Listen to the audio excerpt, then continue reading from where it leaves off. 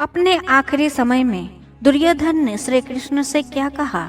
श्री कृष्ण ने दुर्योधन को उसकी मृत्यु का कौन सा रहस्य बताया?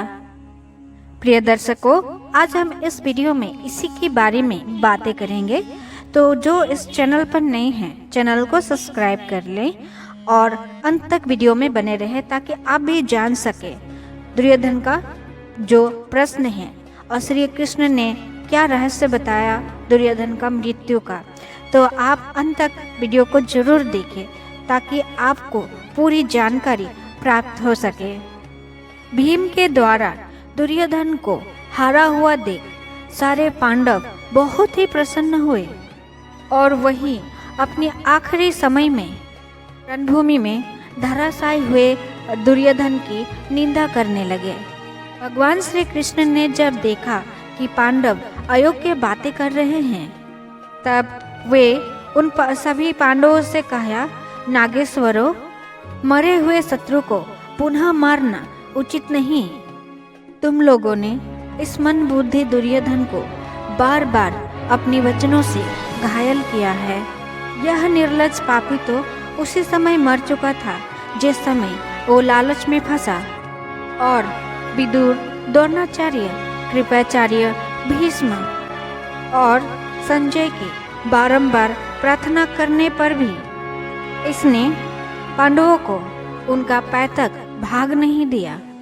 श्री कृष्ण के मुख से ये आक्षेप युक्त वचन सुनकर राजा दुर्योधन अमीर तक वशीभूत होकर उठा और दोनों हाथ पृथ्वी पर टेक कर बैठ गया। उसे प्राणों के भेद कर देने वाले वेदना हो रही थी, तो भी अपनी प्राणों की चिंता न करते हुए दुर्योधन ने अपने कठोर वचनों द्वारा श्री कृष्ण वासुदेव नंदन पीड़ा देना शुरू किया, जो कंस के दास में बेटे में गदा युद्ध में अधर्म से मारा गया है। इस कुकृति के कारण क्या तुम्हें लज्जा नहीं आती है, जो प्रतिदिन शूरवीरों का संहार मचा रहे थे? उन पितामह भीष्म का शिखंडी को आगे रखकर तुमने वध करवाया।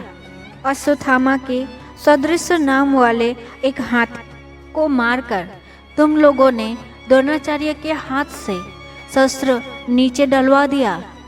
क्या वो मुझे याद नहीं है? इस धृष्टद्युम्न ने उस पराक्रमी आचार्य को उस अवस्था में मार गिराया। इसे तुमने अपनी आंखों से देखा, किंतु तुमने मना नहीं किया। पांडव पुत्र अर्जुन को मारने के लिए मांगी हुई इंद्र की शक्ति को तुमने घटोत्कच पर छुड़वा दिया। तुमसे बढ़कर महापापी और कौन हो सकता है? बलवान भूरिश्रवा का हाथ कट गया था और वे आमरण अनशन का व्रत लेकर बैठे हुए थे।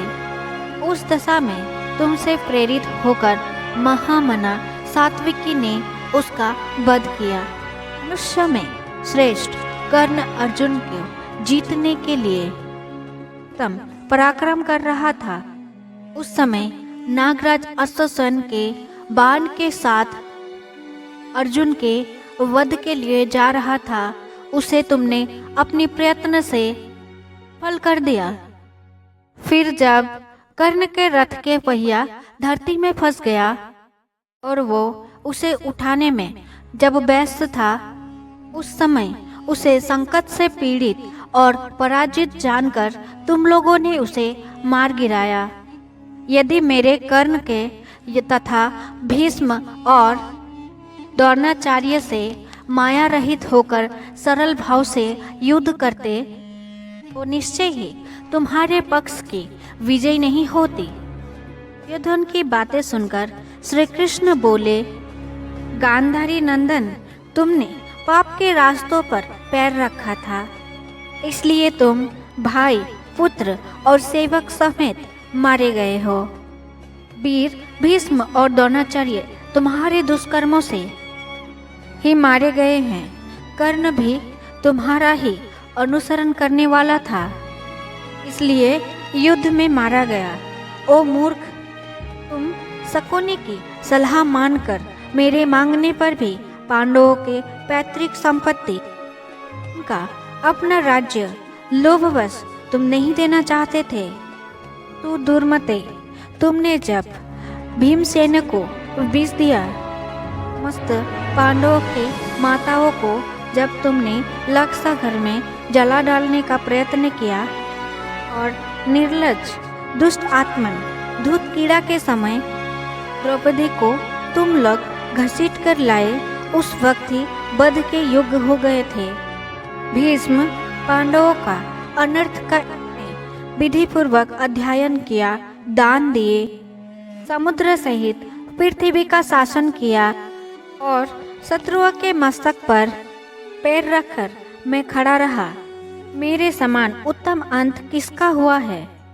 भीमसेन ने जो अपने पैरों से मेरे सिर पर आघात किया है, उसके लिए मुझे कोई खेद नहीं है, क्योंकि अभी क्षण भर के बाद में कौवे, कंक और गिद्ध भी तो अपना पैर रखेंगे।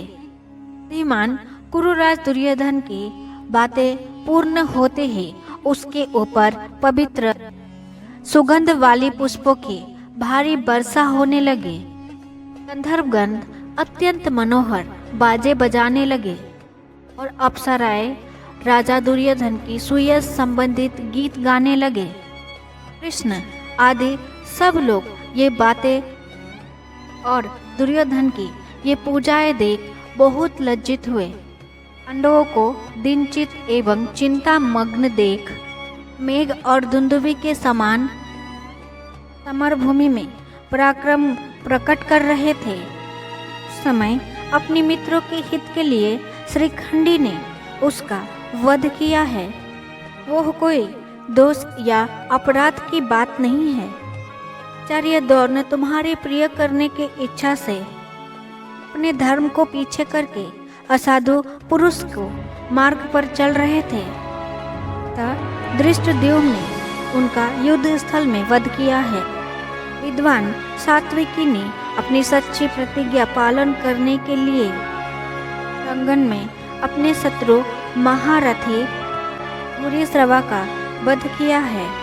अर्जुन ने वीरोचित सदाचार का विचार करके बहुत से प्रहार करने का अवसर पाकर भी युद्ध में कर्ण का वध नहीं किया है।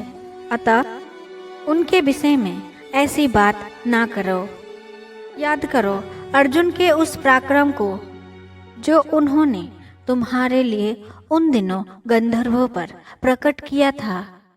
गांधारी नंदन, पांडवों ने यहाँ तुम्हारे साथ जो बर्ताव किया है उसमें क्या गलत है?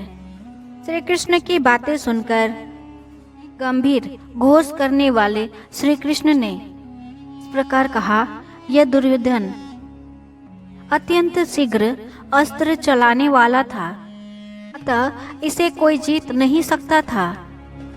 और वे भीष्म, द्रोण अधिक महारथी, बड़े ही पराक्रमी थे। धर्म अनुकूल सरलता पूर्वक युद्ध के द्वारा आप लोग नहीं मार सकते थे। ये राजा दुर्योधन अथवा वे भीष्म सभी महाधनुर्धर महारथी धर्म युद्ध के द्वारा कभी भी नहीं मारा जा सकते थे। भीष्म, द्रोण, कर्ण और भूरिश्रवा ये चारों महामना भूतल पर विख्यात थे। साक्षात लोकपाल भी धर्म युद्ध करके उन चारों को नहीं मार सकते थे। ये गदाधारी धृतराष्ट्र पुत्र दुर्योधन भी युद्ध से थकता नहीं था। से दंडधारी काल भी धर्म अनुकूल युद्ध के द्वारा नहीं मार सकता था। इस प्रकार जो यह शत्रु मारा गया है, इसके लिए तुम्हें अपने मन में कोई विचार नहीं करना चाहिए। भगवान श्री कृष्ण का वचन सुनकर उस समय पांडव सहित समस्त पांचाल अत्यंत प्रसन्न हुए और सिंह के समान दहाड़ने लगे। कुछ देर बाद भगवान श्री कृष्ण तथा अन्य लोग दुर्योधन को मारा गया देख हर्ष में भरकर अपने अपने शंख बजाने लगे। कृष्ण ने 5 जन्य शंख बजाया।